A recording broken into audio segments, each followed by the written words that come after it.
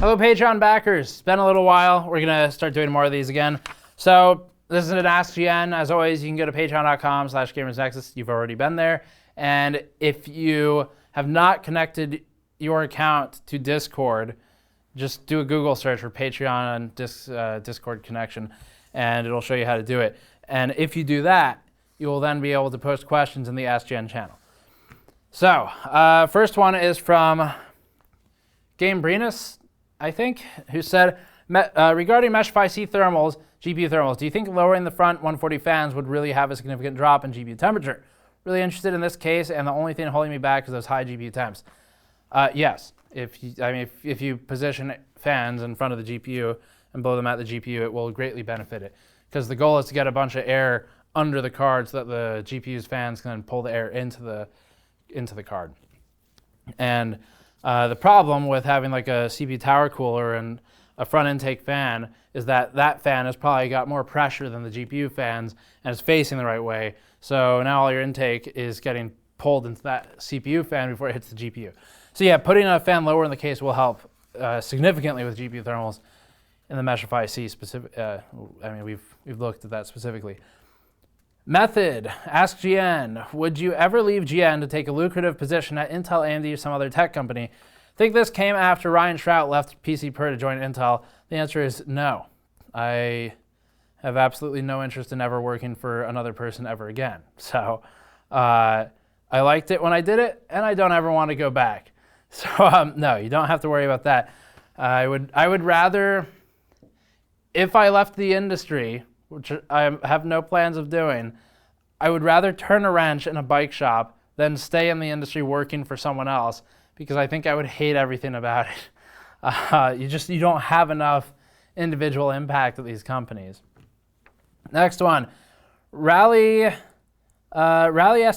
says, first time delidding. I know you don't have to glue down the IHS, but if I chose to, would crazy glue work, or are there certain glues I should avoid that would eat away the PCB? You can, silicone adhesive is the closest to what was on there. I've gotten lazy recently. I use super glue now, and I put it just in maybe like 2 corners, just a dot of it. It's the thinnest, so you're less likely to create an air gap. Silicone adhesive creates an air gap that can be bad. That is bad for thermals. So super glue is the easiest to do that. The problem is if you delid it again, you need to carefully dissolve that super glue. You use acetone or something like that on a Q-tip, apply carefully only to the super glue, and make sure you dissolve it chemically before you try to delid again. Because if you delid again, there's a good chance that when you push the lid off, that super glue is going to tear away parts of the substrate, and that's bad. You don't want that. I would recommend not sealing it, though, if you can avoid it, just because the thermals are better. Next one, Sanders said, I had some conversations on Discord with other people, and we were discussing AM4 Ryzen optimized RAM sticks compared to non-AM4 Ryzen sticks. I was under the impression that they are physically the same sticks with different timings, maybe. Is there an actual performance difference? Would you consider testing it? We have tested timings with Ryzen. One thing here, so Ryzen sticks, typically what's really happening is it's the motherboards that certify the memory. So applying XMP isn't as easy as applying XMP when it comes down to what the motherboard makers are doing. It's not like the memory can store a lot of those timings, but it can't store nearly anywhere close to the amount of timings you have tertiary and secondary in BIOS when you apply XMP. So what's really happening when you buy optimized RAM is you're buying normal RAM, and then you pair it with the motherboard that has that RAM on its QVL, on its qualified vendor list. So for the most part, just check the motherboard QVL, memory support list, and make sure the memory is listed there. It's not really the sticks that are optimized insofar as it is the motherboards that are optimized for the sticks, because the motherboard's doing a lot of the heavy lifting here in BIOS. The memory makers do a lot too, but they primarily work with the motherboard makers to make sure that the BIOS is good. And that's where you see that Ryzen optimized memory sticks, is it's the memory vendor went to the motherboard vendor and said, let's work together on making sure this works well on AM4, and that's what they did. So it's not like the stick is inherently better at Ryzen, it's that the stick in combination with the BIOS is probably going to have better tertiary and secondary timings. And there is an impact, just for the record, there's an impact, but how significant it is depends on your baseline. If your baseline is really poorly done timings, then the impact can be massive. We've seen that in the past in some of our testing.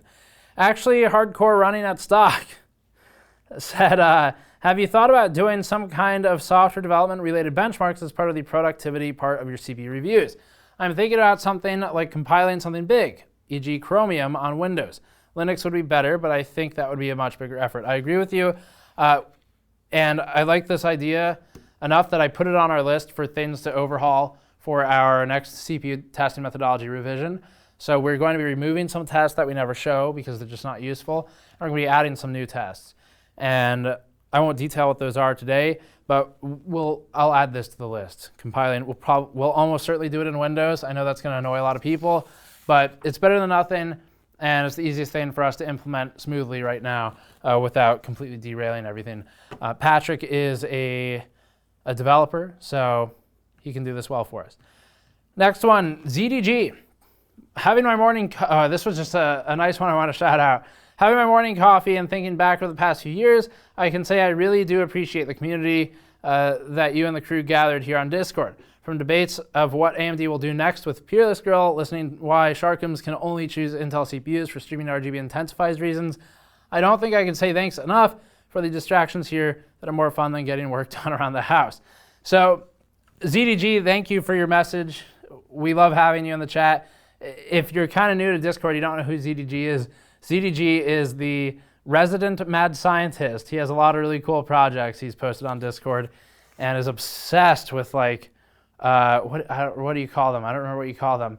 With the things you put between the fan, like the wind vanes you put in there. Stators. Obsessed with stators. So the community got together and built ZDG a computer maybe a year or two ago for his 3D modeling work. And ZDG, always good to see you around. And we are thankful for you as well and everyone else in the Patreon community. So thank you for watching. Leave your questions in Discord for the future. I know I missed a lot of them this time. I'm sorry. It's because we had like a month gap and it was overwhelming. So I'm going to do my best. But that's it for now. So you're already subscribed. I don't know how to close the video. I'll see you next time.